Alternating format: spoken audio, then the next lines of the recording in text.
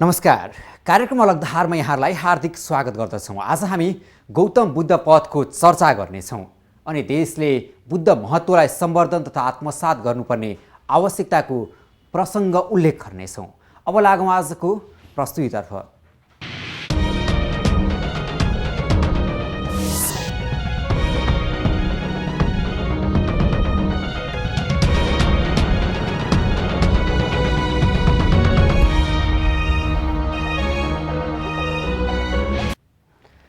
हामीले 25औं 60 बुद्ध जयन्ती मनायौँ, तर बुद्ध पथको अनुसरण कतिको भइरहेको छ त भन्ने प्रश्न टटकारो छ।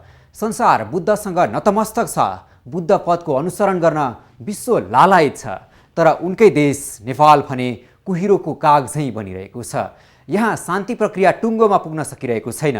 राष्ट्रिय रूपमा समस्याका चाङहरू छन्, समाधान फेला पर्न सकेको छैन। राजनीतिक दलहरू बीचमा सिङ्गौरी चलिरहेको छ। राष्ट्रियताको सवालमा समेत पनि राजनीतिक नेतृत्व एक बन्ने संस्कार समेत हराएको छ। यो बेला गौतम बुद्ध सम्बन्धी धेरै विषयहरू बहसमा छन्। उनको जन्मबारे फैलिने भ्रमदेखि बुद्ध भूमि नेपालमा नै नभेटिएको स्थायी शान्तिसम्म बुद्ध प्रतिकूल अवस्थाहरू हुन्। राजनीतिक मेलको सूत्र नेताहरूले समात्न नसकिरहेको बेला बुद्ध बाणीहरूको सम्मान पनि हुन सकिरहेको छैन। राजधानीमा रहँदा एकअर्कासँग ताउर माउर गर्ने नेताहरू बुद्ध जन्मेको ठाउँ लुम्बिनीमा पुग्दा भने शान्त देखिए, एउटै मञ्चमा भेटिए। जनताको अपेक्षा छ अब राजनीतिक नेतृत्वमा पनि बुद्ध बाणीहरू छचल्कियोस्। बाँकी यो रिपोर्टबाट। बुद्धलाई पहिल्याउन विश्व लालायत, उनकै देश भने कुहिरोको काग। राजनीतिक नेतृत्वमा अझै पनि बुद्धत्वको अभाव।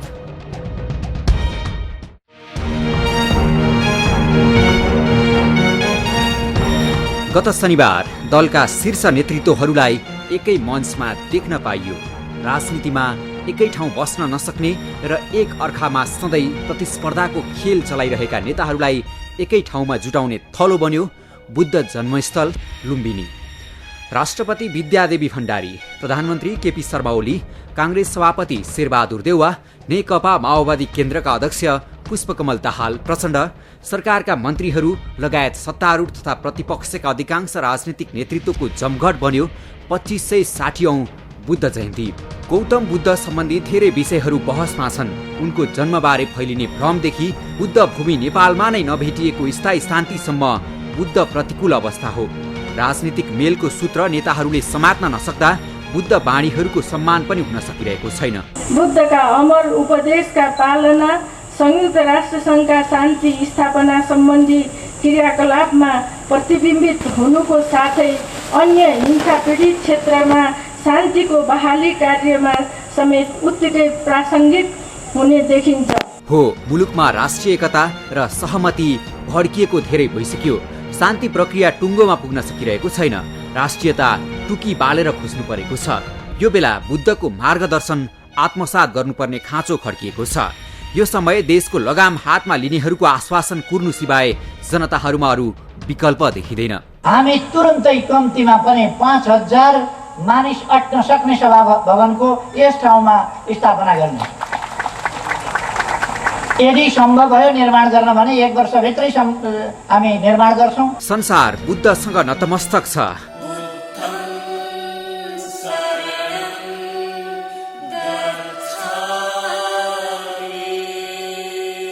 बुद्ध पथको अनुसरण गर्न विश्व लालायत छ, तर उनकै देश नेपाल भने कुहिरोको काग झैँ बनिरहेको छ।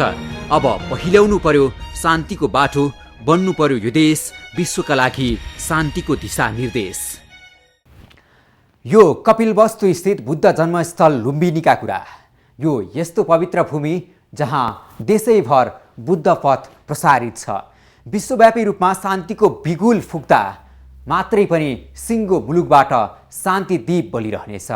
धार्मिक, सांस्कृतिक तथा पर्यटकीय रूपमा बुद्धको महिमा अपरम्पार बन्न सक्छ। बुद्धको बाणीहरूलाई देशका हरेक कुनाहरूबाट प्रसारित गर्ने सङ्केत र बुद्धकै माध्यमबाट शान्ति र पर्यटकीय सम्भावनाहरूलाई अगाडि ल्याउने जुन पहल भइरहेको छ, यसको चर्चा पनि छ। विकासमा समेत योगदान पुर्याउने भन्दै सुनसरीको औरावनीमा गर्दै बुद्ध पर्यटकीय स्थलको निर्माण कार्य सुरु भएको छ।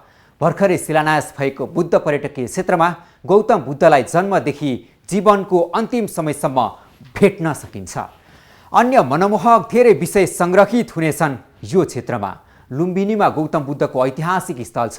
यो पश्चिम नेपालमा रहेको बुद्ध हाम्रो हो भन्ने प्रमाण हो र गर्दै बुद्ध चाहिँ पूर्वी नेपालको बुद्ध र हामी नेपालीहरूलाई चिनाउने अर्को बलियो आधार बन्नको लागि तम तयार छ। यहाँ बुद्ध सर्किट बनेपछि बुद्ध सम्बन्धी प्रचार हुने गरेका गलत र भ्रामक कुराहरू निस्तेज बन्न सहयोग पुग्ने विश्वास लिएको छ अनि बुद्ध बाणीहरूको अनुसरण गर्नका लागि यही बुद्ध भूमिबाट सबैलाई मार्गदर्शन हुने अपेक्षा पनि छ। बाँकी यो रिपोर्टबाट। बन्दैछ मुलुकमा नयाँ लुम्बिनी, 10 वर्षपछि विश्वमा शान्ति हरर, यो देशमा पर्यटकहरू सरर।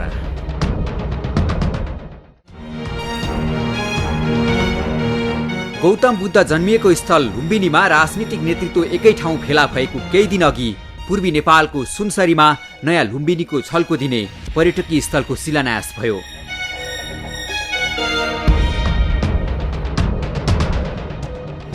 बुद्धको महिमा देशभरिबाट प्रचार गर्ने र बुद्धकै माध्यमबाट शान्ति र पर्यटकीय विकासमा समेत योगदान पुर्याउने भन्दै यसरी सुनसरीको औराबनीमा गणदेव बुद्ध पर्यटकीय स्थलको निर्माण कार्य सुरु भएको छ।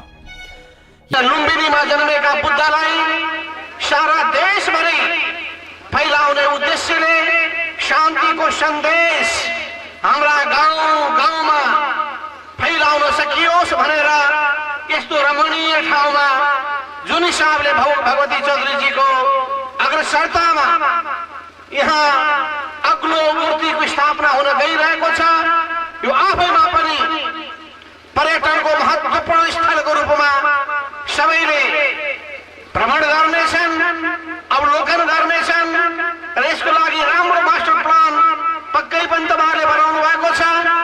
यो सुनसरी जिल्लाको निम्ति मात्रै होइन, पूर्वाञ्चल भेगको निम्ति यो थलो सारा नेपालमा चर्चित होस्।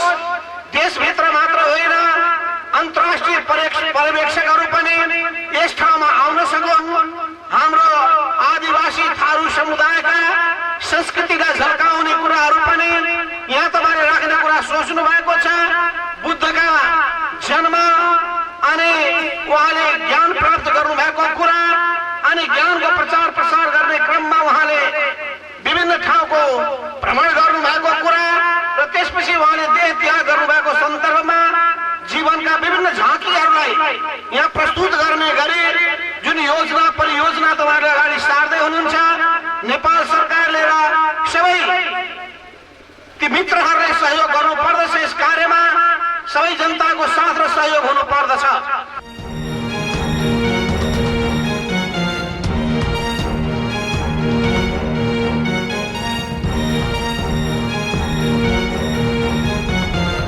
यसलाई राष्ट्रिय गौरवको रूपमा विकास गर्ने लक्ष्य लिएको छ।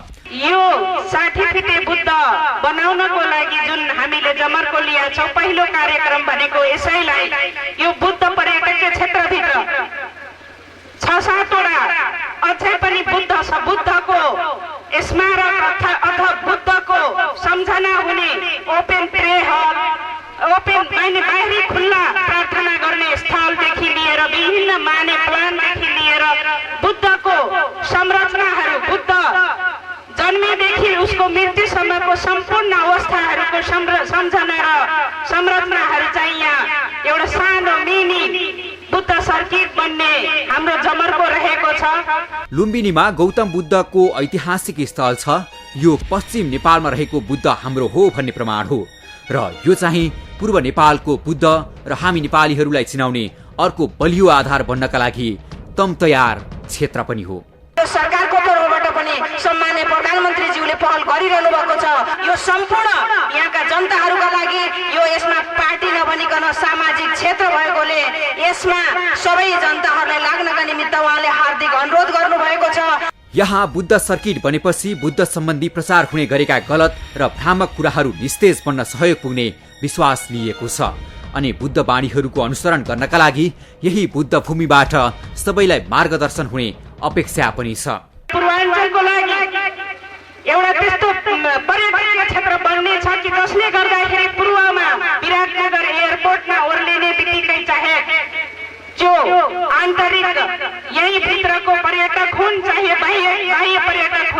यो पनि एउटा अल्मलिने बाटो, यो पनि एउटा भिजिट गर्ने बाटो, यो पनि एउटा दर्शन गर्ने बाटो, यो पनि त्यस्तो धर्मावलम्बीहरूको लागि एउटा ठाउँ बन्न सक्छ अथवा शुभचिन्तक समाजसेवी अथवा दर्शालुहरूको लागि पनि ठाउँ बन्न सक्छ भन्ने हिसाबले त्यो ठाउँ बनिरहँदाखेरि बन्दाको अवस्थामा यहाँको गाउँघरको अथवा यो क्षेत्रको अवस्था चाहिँ आर्थिक र सामाजिक रूपले रूपान्तरण पक्कै हुनेछन्।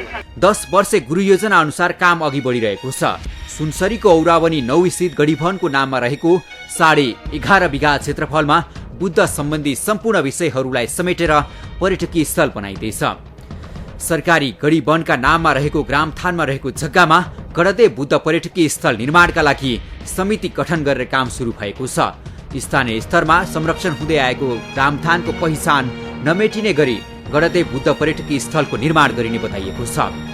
राजा रूपनारायणको वासस्थानको रूपमा रहेको धार्मिक किंवदन्ती रहेको यो स्थान संरक्षणको अभावमा अतिक्रमणको चपेटामा परेको थियो। प्रत्येक वर्षको वैशाख पूर्णिमामा विशेष पूजा अर्चना गरिने यो क्षेत्रको महत्त्वलाई बुझाउने दायरा समेत फराकिलो बन्दै गइरहेको छ। खास गरेर बुद्ध नेपालमा जन्मेको हुनाले पहिले खासमा यो ठाउँ थारूहरूको एउटा ग्रामथान भन्दो रहेछ। ग्रामथान भएको ग्रामथान भनिन्थ्यो। अनि त्यो ठाउँमा अलिकति जङ्गलहरू पनि छ अझै पनि। 11 बिघा जग्गा अब त्यो सरकारी ऐलानीमै हो, धार्मिक अथवा सामुदायिक वनभित्र पर्छ।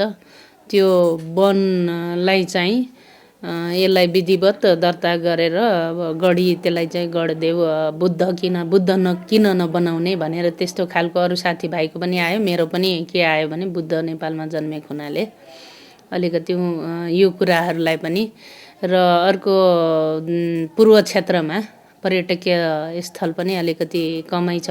पर्यटक गन्तव्य जस्तो विराटनगर गयो भने अरू हेर्ने के त हामी भेडेटार जान्छौँ त्यति मात्रै, त्यहाँ भन्दा अलिकति सानोतिनो पर्यटक क्षेत्र पनि हुने।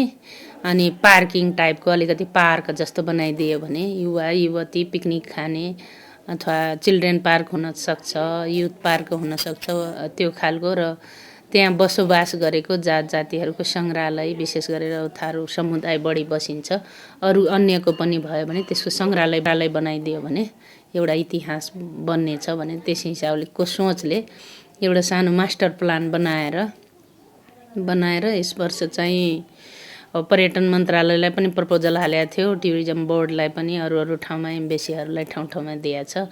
अब हेरौँ त्यसको लागि। तर अब पर्यटन मन्त्रालयले थोरै भए पनि इनिसिएट गरौँ भनेर यसपालि चाहिँ घेराबेराको लागि अब तारबारको लागि भनेर केही बजेट चाहिँ दिनुभएको छ। जब बन्नेछ बुद्ध सर्किट तब देखिनेछ 60 फिट अग्लो बुद्धको प्रतिमा। यो भीमकाय बुद्धको मूर्तिले शान्तिको सन्देश फैलाउन उचाइकै काम गर्ने अपेक्षा छ। यहाँ बन्दै गरेको ध्यान गर्ने क्षेत्रले बुद्ध बाणी बुझ्न, महसुस गर्न र आत्मसात गर्न सहयोग पुर्याउनेछ। गार्डन, राफ्टिङ लगायतका मनोरम क्षेत्रहरू बन्नेछन्। यहाँ फरक फरक धर्मको समान अस्तित्वको समेत झल्को पाइने बताइएको छ। यो बुद्ध क्षेत्रमा हिन्दूहरूको आस्थाका देवताहरू समेत अटाइनेछ। यस्तै सांस्कृतिक विविधताहरू समेत छचल्किनेछन्। यहाँ थारू संस्कृति लगायत स्थानीय रूपमा बसोबास गर्ने समुदायको उत्थानका लागि समेत योगदान पुग्ने बताइएको छ। बुद्धका जन्मदेखि मृत्युसम्मका सम्पूर्ण विषयवस्तुहरूको सङ्ग्रहालय बन्ने बताइएको छ। यो क्षेत्रमा बुद्ध सम्बन्धी गतिविधिहरूको सङ्घालो पाइनेछ। करिब 35 करोडको लागत अनुमानका साथ सुरु भएको योजनाका लागि स्थानीय पहलमा दाता खोज्दै काम अघि बढाइएको छ। स्थानीय रूपमा भएको यो पहलबाट उनीहरूको भुइँमा खुट्टै छैन। बन्दै गरेको नयाँ लुम्बिनीको झल्को दिने गढदेव बुद्ध नयाँ पर्यटकीय गन्तव्य बन्नेछ। मुलुक समृद्धिको नारा खन्किरहेको बेला पर्यटकीय सम्भावनाको भरपूर उपभोग गर्न यस्ता क्षेत्रहरू सहयोगी साबित बन्न सक्छन्। खास गरेर अब यो धार्मिक स्थल भन्दा पनि यसलाई हामी आर्थिक रूपले त्यहाँको जनसमुदायहरूको पनि अब केही आर्थिक उन्नति होस् र अर्को कुरा पर्यटकीय स्थल पनि। अनि इन्डिया बुद्ध नेपालमा जन्मेको हुनाले यसलाई हामी एउटा नेपाली हौँ, नेपालमा जन्मेको हुनाले एउटा हामीले पनि आफ्नो यो राम्रो चिजलाई, बहुमूल्य चिजलाई, इनलाइट चिजलाई, अब देशको एउटा लाइटेन चिजलाई चाहिँ प्रचार प्रसारमा हामी जस्तो मान्छेले पनि केही गर्न सक्यो भने देश विदेशमा त अहिले इन्डियै भन्दो रहेछ। किन बङ्गलादेशमा हामी टिमै थियौँ, टोलियै थियौँ, सबै टोलेकै सामने क्वेसन गर्दाखेरि उनीहरूले बुद्धज बर्थ प्लेस इन्डिया भनेर भन्यो। इन्डिया त होइन, लुम्बिनीमा हो भन्ने कुराहरू हामी आफ्नै देशमा यस्तो राम्रो चिज हुँदाहुँदै आफ्नो के अरे प्रचारहरू त्यति संसार समक्ष पुर्याउन सकेको छैन। त्यसकारण यो काम पनि गरौँ न, त्यो कुराहरू लेखौँ न। र इन्डियाको अरू ठाउँमा घुम्दा पनि मैले कुनै ठाउँमा हेरिनँ बुद्धको बर्थ प्लेस कपिलवस्तु लेखिदिएको छ, जस्ट कपिलवस्तु। एउटा टुरिज्म स्पोर्ट सँगसँगै उहाँको मूर्तिलाई अलिकति के चाहिँ एट्र्याक्टिभ बनाउने भनेर त्यो मूर्तिको त्यसरी दिमागमा आयो। त्यो मोनास्ट्री बनाइदियो, बुद्ध मोनास्ट्री अथवा त्यो टेम्पल त्यसरी बनाइदियो भने फेरि अब त्यो सानो बनाउँदा सानो सानो त जहाँ पनि छ।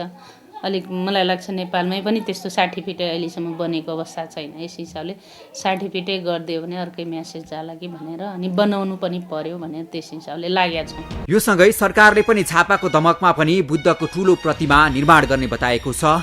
मुलुकले विश्वमा शान्तिको अगुवाई गर्छ भन्ने पुष्टि गर्न बन्दै गरेका यस्ता धरोहरहरू होस्टे बन्न पुग्छन्। संविधानको कार्यान्वयन, राष्ट्रिय एकता, राष्ट्रियता, मुलुक समृद्धि र विकासलाई उही बुद्धका सद्वाणीहरूले गन्तव्यमा पुर्याउन सहयोग पुर्याउनेछन्।